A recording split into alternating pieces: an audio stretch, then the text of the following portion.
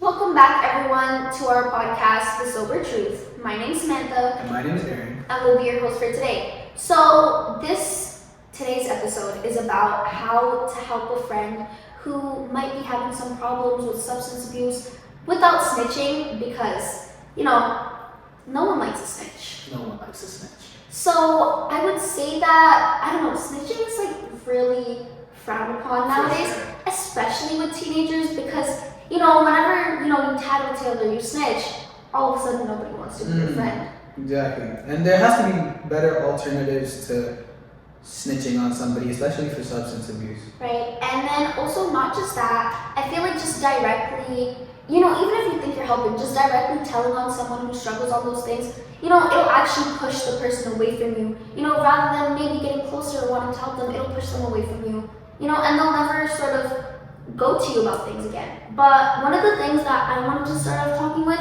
and it's a big problem no matter the addiction, but I think it is so big for substance abuse, where it's you have to first get the person to acknowledge or admit their problem. Because there's so many people, that, they say that, oh, I do it because I like it. And that could be true depending on the person. But, you can ask them to stop and they'll say, oh, but I don't want to. And people say that to sort of not admit that they have a problem and that they're struggling, but they do. Because if you can't quit, then it's an addiction. For sure. The first step into preventing or stopping an addiction is obviously them having to acknowledge the fact that, oh, I do have a problem. I do have a problem with X, Y, Z, whatever substance it may be. And they have to be okay with opening up about it too, because I can't force somebody into getting out of something that they put themselves into, number one, and also that will harm the person in the process by giving them a taste of what rehab or trying to get away from the substance is, and it'll present not being with the substance as a bad thing, oh, they're trying to take me away from this and I didn't like it, so I'm just going to resort back to where I'm comfortable. And the fact that some people have found comfort more in substance than in talking to some people proves that that person does have a problem and they have to admit the fact that they do. And it might be something that's really tricky, especially for a person who's in denial about it. But I don't know, some ways could be just, talking to them about, what it is and why they do it, And oftentimes people, they know it in the back of their mind, but they don't want to say it out loud. And it's okay to give people the time to realize that they have a problem.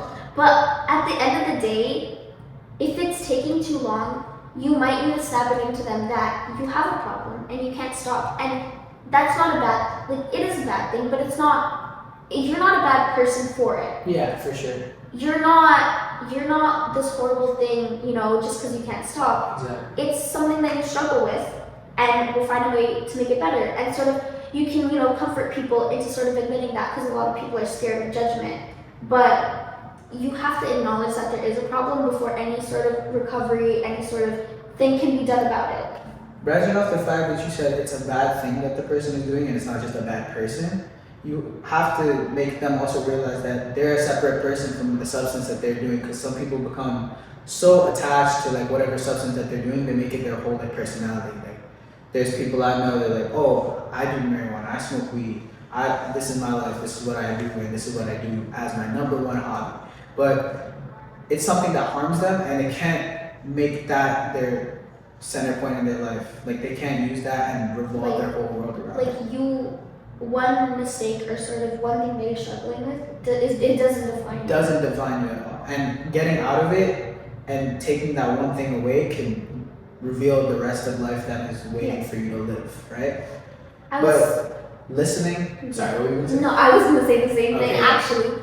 I would say that after sort of getting them to acknowledge the problem, it's important to talk about it. Yeah, and listen to them, because I feel like if they have the courage to talk to you about it, they trust you enough to the point where that information that they're giving you is really valuable, not just to them, but to you to help them. Because you can listen to their problems and you can listen to the situation where, oh, how did I get into substances, or what causes me not to be able to just step myself away from it. You can find those roots from where those problems begin, and you can use those to maybe guide them in a certain direction or try to help them.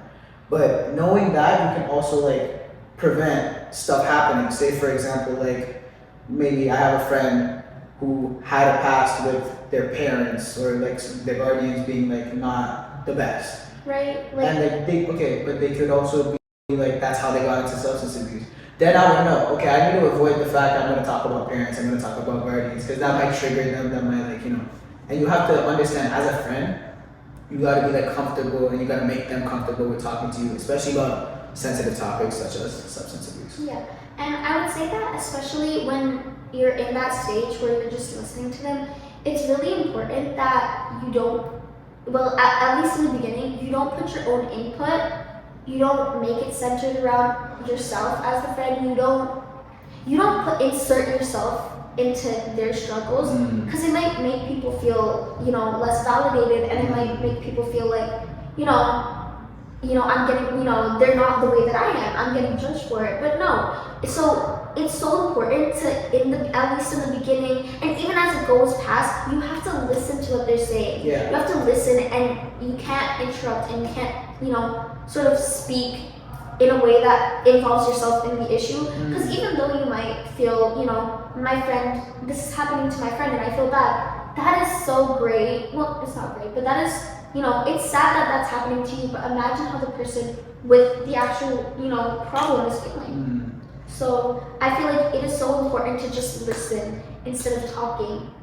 You said it right, because I feel like as a friend, if you're gonna listen to somebody's problem, you gotta put the listening first before you try giving them a solution. I feel like most people, and this relates to literally any problem, since we're talking about substance abuse, it relates a lot, because if somebody's struggling with substance abuse and they open up to you about it, it's really important that you listen to them and you're not trying to tell them, oh, this is what you should do. You should do this. You should just stop. Why can't you just stop? Yeah. You can't just like bombard them with questions or like give them solutions that may, make them feel like, oh, so there was a solution all along, or like, oh, this guy thinks that this is a problem. You can just do that. Exactly. Like you can't sometimes, and most of the time, you literally can't just walk away from a substance. Right. And so listening helps, I guess, you as the friend understand what they're going through, and maybe understand why they can't stop or why it's difficult for them to stop, right? And then I want to say that also sort of connects into not just listening, but making an environment that makes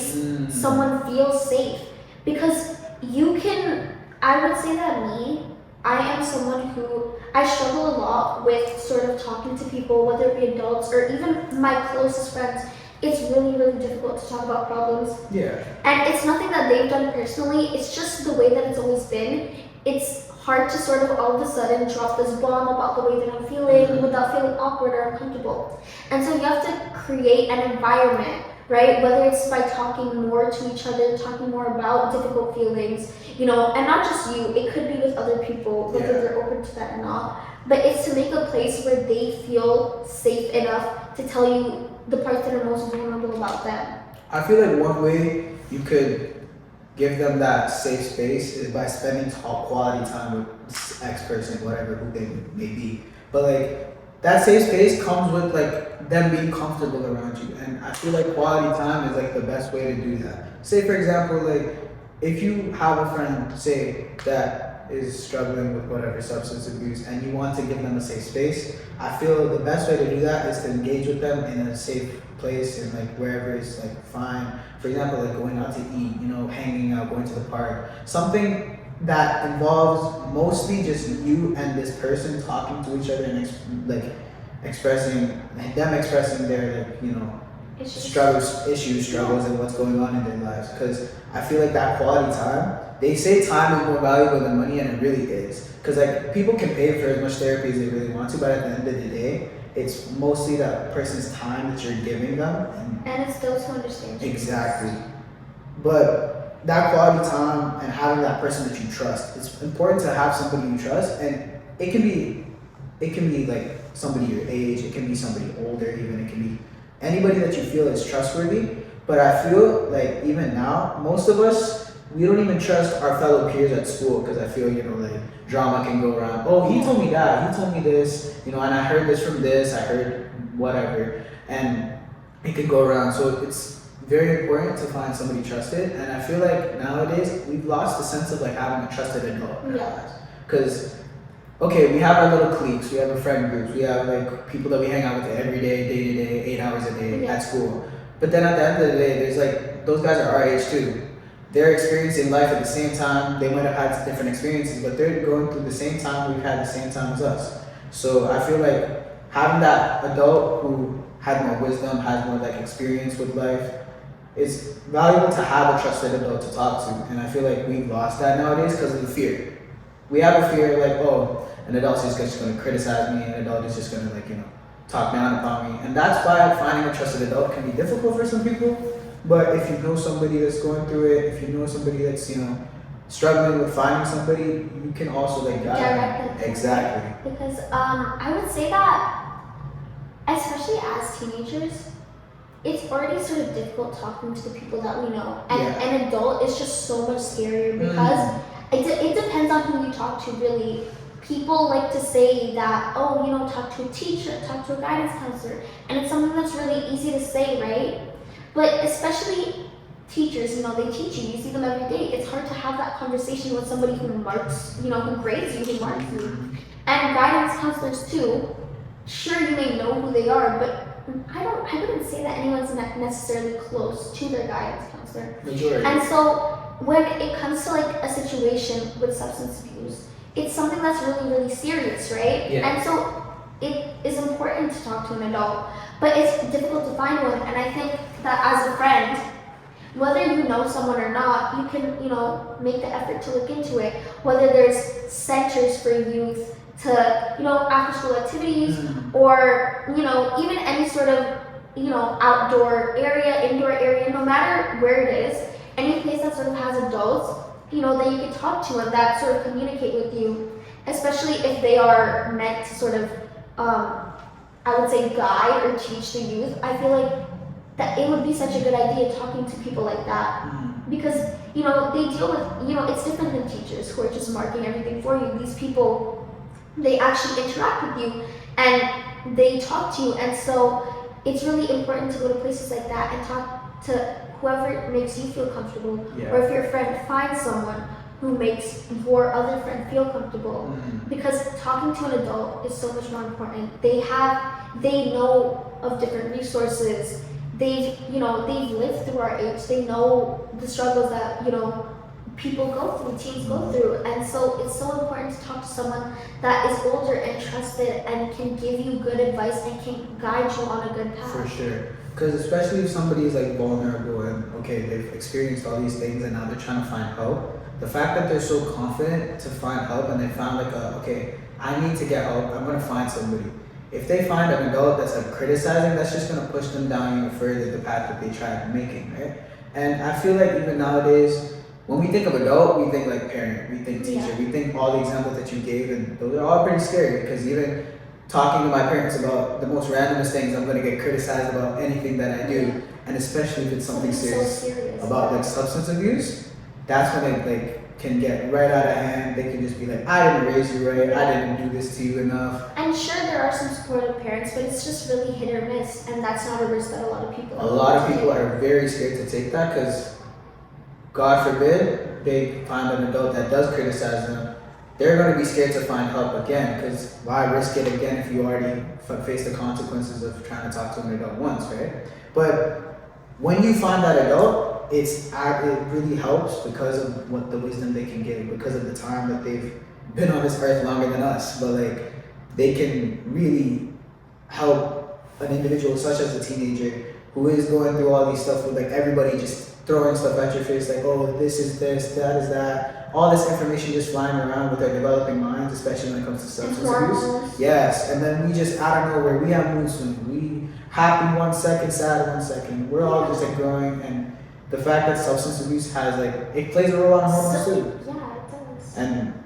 But that trusted adult can just like help us, like help anybody, help whoever needs the help to like stay on that path, and that's the beauty of like humans in general, to like look up to. And not just that, it's just that I feel like adults are more sort of knowledgeable about, things that can help you, like resources especially. Yeah. And I'm going to touch on this briefly, but,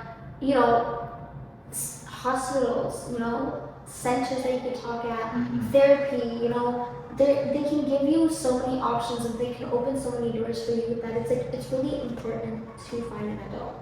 But I would say that being that sort of friend, if you are really truly, you care about your friend and you want to sort of get them out of that hole, you have to be able to acknowledge their feelings, see what's happening to them, why it's happening to them, what could be the causes of it. Mhm. And you have to make them feel comfortable and make them feel like they're in a space where they can be honest and they can be truthful and they can be open.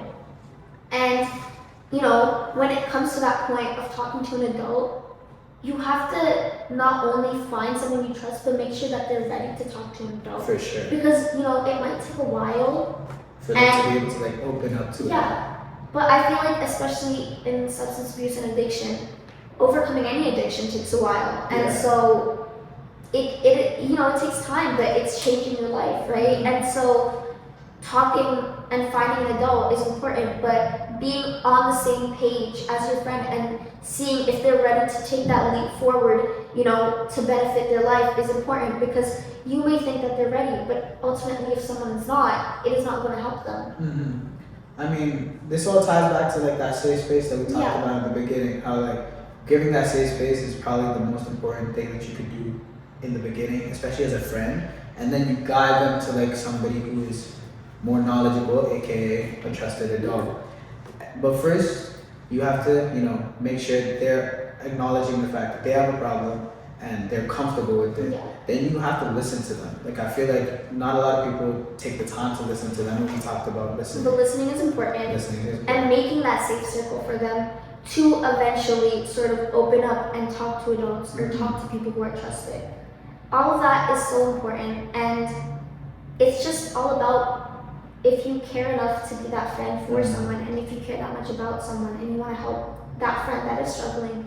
And I would say that, I don't know, I feel like to wrap up this episode, I just really wanted to say that if you are that person who has a friend who's struggling, it is so important that you listen to the things we said and that, you know, you take it sort of into yourself, because you can't just make someone get help. You have to be there with them through the steps. You have to acknowledge the things that they acknowledge, and you have to be that person that sort of, not necessarily that is all you are, but being that friend for someone who guides you out of situations like that is so important, and it's so valuable to take in the stuff that, you know, we talked about today, because I don't know, I would say that it has helped other people. Yeah, for sure. Like I know people that have, you know, looked to a trusted adult and they have also like, you know, come out of their substance abuse or whatever addiction. Situation's better. Yeah. Yeah, it's so important, and we just want